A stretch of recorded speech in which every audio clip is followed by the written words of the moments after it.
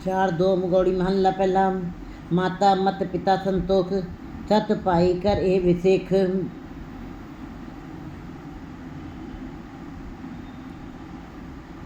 कहना है किस कहन न जाए, तो कुदरत कीमत नहीं पाए।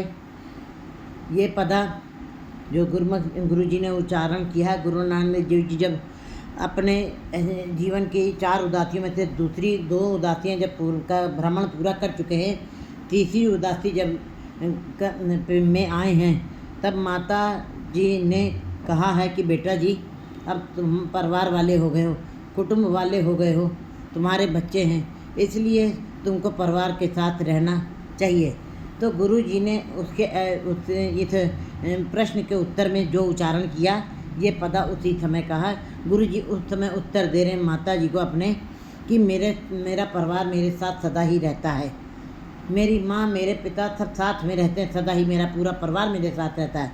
तो माता जी कहेंगे कि संसार के लोग तो तुमको थोड़ा सा बौरा कहते थे, लेकिन वास्तव में आप थोड़े से बौरा गए हैं।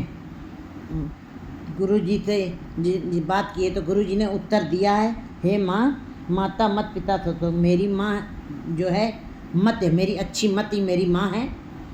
अच्छे विचारों वाला मेरा जो अंदर आचरण चल रहा है, अच्छे विचार मेरे अंदर जो चल रहे हैं, वही मेरी माँ है। और पिता संतोष है, और संतोष ही मेरा पिता है। अच्छी मत का भाव ये है कि जो संसार की माँ केवल जन्म देती है बच्चे को, लेकिन थोड़ी देर के लिए उसकी माँ संसार में उसको पालन पोषण करती है, उसको अच्छी शिक्षा दे देती है संसारिक, लेकिन वो शिक्षा थोड़े दिन के बाद ख़त्म हो जाती है, नश्वर हो जाती है। लेकिन ये मेरी गुरमत वाली बुद्धि है, जो मेरी अच्छी बुद्धि है, अच्छे विचारों वाली बुद्धि है, वो मेरे अंग संग रहती है और मेरी हर पग के ऊपर, हर कदम कदम के ऊपर मेरी समस्याओं का हल करती है और मुझको सदा ही खेड़े में रखती है। मेरी माँ अच्छे विचारों वाली माँ जो है। और पिता संतोष है। संतोष का मतलब है जो मिल गया वो ठीक है, जो खा लिया वो ठीक है, जैसा हो रहा है ठीक है, जो कुछ करना तो करे, तुम्हारे हुक्म में जो कुछ हुक्मी हो, जो तुझ पावे साई परिकार। हे परमात्मा, जो कुछ भी तुम कर रहे हो सब अच्छा है। संतोष का मतलब है कि तृष्णा कामना आशाओं से परे होकर के जब जीव को केवल परमात्मा के किए के ऊपर सब कुछ अच्छा लगता है, कोई भी चीज़ बुरी नहीं लगती। सुख दुख दोनों थम कर माने और मान अपमाना, लोहा कंचन थम कर जाने, ऐसे जीव फिर संतोषी होते हैं। उनके कभी किसी प्रकार की चिंता फिक्र नहीं रहती है। कहते मेरा पिता संतोष है, जिससे मैं सदा ही संतुष्ट रहता हूँ, जिससे मेरे अंदर कभी भी बेचैनी नहीं रहती है। सत पाई कर ए विसेख, और ये पूरा परिवार जो है ये मेरे साथ चलता है। मेरे ये जितना मेरा ये परिवार है, परिवार के साथ रहना, ये मेरे अच्छे विचार जो है यही मेरे साथ सदा ही रहते हैं। अच्छे विचार सत्य पाई कर ए विसेख, यही मेरे परिवार है, यही मेरा कुटुंब है। कहना है किस कहना चाहिए, परमात्मा तुम्हारा कोई कथन नहीं कर सकता। कथना कथी न आवे तोट, कथ कथ कथी कोटि कोट कोट, करोड़ों करोड़ों लोग कह करके चले गए हैं, फिर भी तुम्हारा कथन नहीं किया जा सकता है। कहना है किस कहन न जाए, मैं कुछ भी नहीं कह सकता। कहना है लेकिन मैं तिल मात्र में तुम्हारा बारे में कुछ कह नहीं सकता। मेरे अंदर इतनी मेरी इंद्रियां सीमित हैं। तुम असीमित हो, तुम अतुल हो।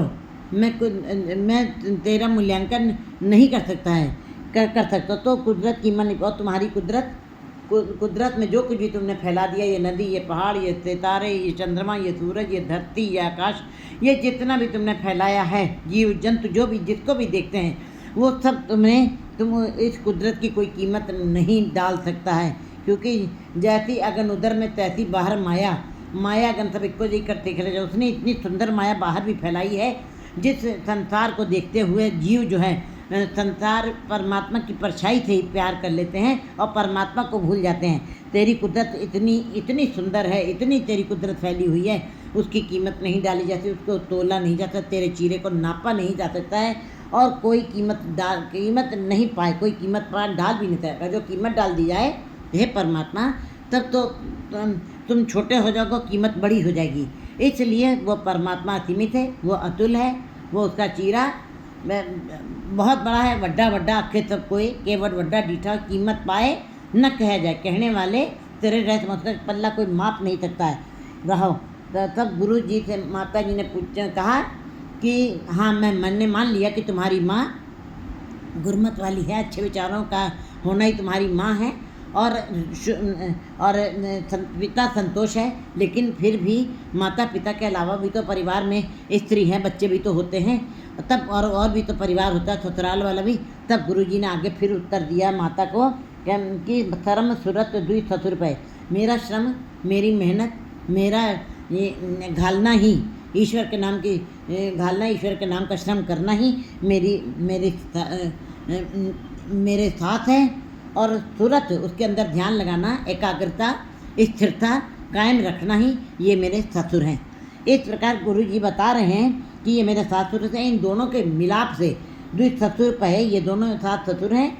करनी कामन कर मन ले, और इसके अंदर करनी कामन कर मन ले, इसके अंदर से भक्ति रूपी जीव स्त्री पैदा हुई है। इसके अंदर करनी कामन कर मन ले शीलवंत स्त्री का जन्म हुआ इन दोनों के मिलाप से, सास ससुर के मिलाप से।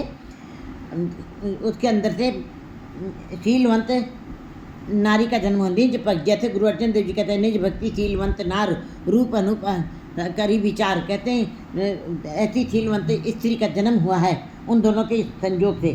कर्मन ले साह संयोग विहा विजोग सच संतत को नानक जोग, कहते हैं फिर इनके संयोग से मेरे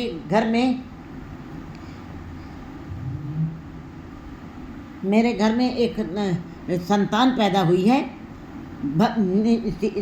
भक्ति रूपी बच्ची पैदा हुई, बेटी ने जन्म लिया है।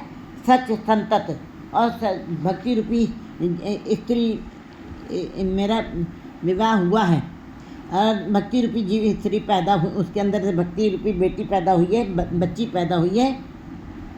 यही निर्लिप्त रूप ब्याह हुआ है। इसी को निर्लिप्त ब्याह, जिसको देखा नहीं जा सकता है, जिसको कहा नहीं जा सकता है, और इस ब्याह से जीव स्त्री का प्रभु के साथ सदा के लिए टिकाव बन जाता है, सदा के लिए मिलाप बन जाता है। गुरु जी कहते हैं कि सच्चा मिलाप प्रभु का मिलाप ही है।